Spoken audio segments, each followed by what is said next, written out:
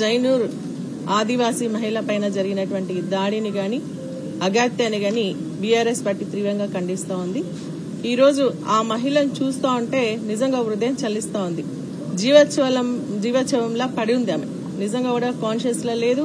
మరి ముఖం అంతా గాయాలతో, బాడీ అంతా కూడా గాయాలతో, మరి పరిస్థితి చాలా దయనీయంగా ఉంది. ఆమెకు మంచి వైద్యాన్ని అందించాలని చెప్పేసి మేము డిమాండ్ చేస్తా ఉన్నాం.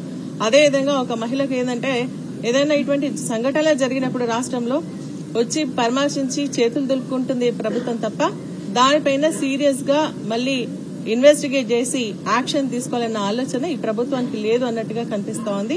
ఎందుకంటే ఇప్పుడు మన సవిత గారు చెప్పినట్టుగా చాలా ఇన్సిడెంట్స్, దాదాపు 2000 ఇన్సిడెంట్స్ ఈ 9 నెలల్లో మహిళల పైన అనేక దాడులు, అత్యాచారాలు, అగాత్యాలు జరిగినా కూడా ఉట్టిగా స్పందించి వదిలేస్తా ఉన్నారు. అంటే అది కూడా బీఆర్ఎస్ పార్టీ వెళ్లిన తర్వాత, వేరే వాళ్ళు వెళ్లిన తర్వాత తప్పదన్నట్టుగా వెళ్లి ఏదో పరామర్శించి వదిలేస్తా ఉన్నారే తప్ప మరి ఈ సంఘటన ఎందుకు జరిగింది అని స్పెషల్ గా ఇన్వెస్టిగేట్ చేసి మరి బాధితులకు రక్షణగా ఉండి మరి ఎవరైతే ఇటువంటి అత్యాచారాలు జరుగుతా ఉన్నాయో, దాడులు జరుగుతా ఉన్న వాళ్ళపైన సీరియస్ యాక్షన్ అనేది మరి ప్రభుత్వం ఎంతవరకు ఒక్కటి కూడా చేసినటువంటి సంఘటనలు కనిపిస్తలేవు. ఇప్పుడు కూడా మేము డిమాండ్ చేస్తా ఉన్నాం.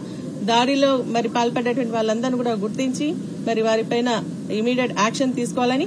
ఇటువంటి కేసెస్ దాదాపు 2000 పైన అయిపోయినాయి ఇప్పటికి.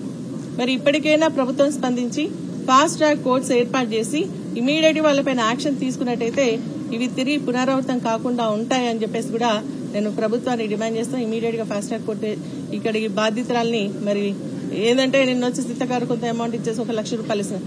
మా బాధిత ఎస్సీ ఎస్టీ మహిళల పైన ఇటువంటి అత్యాచారం జరిగినట్టయితే, ప్రయత్నం జరిగితే వారికి 5 lakhs రూపీస్ ఉంది.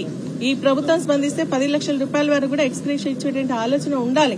కానీ అది ప్రభుత్వం అటువంటి చిత్తశుద్దితో ఉన్నట్టు కనిపిస్తలేదు. మేము డిమాండ్ చేస్తాను, వారికి మంచి వైద్యాన్ని అందించాలా, బాధితుని వాళ్ళని రక్షించాలా. అదేవిధంగా అత్యాచారానికి పాల్పడినటువంటి వారి పైన ఇమీడియట్ గా యాక్షన్ తీసుకుని ఫాస్ట్ ట్రాక్ కోర్టు వేసి ఈ కేసును ఇన్వెస్ట్ చేయాల్సిందిగా మేము డిమాండ్ చేస్తా ఉన్నాం.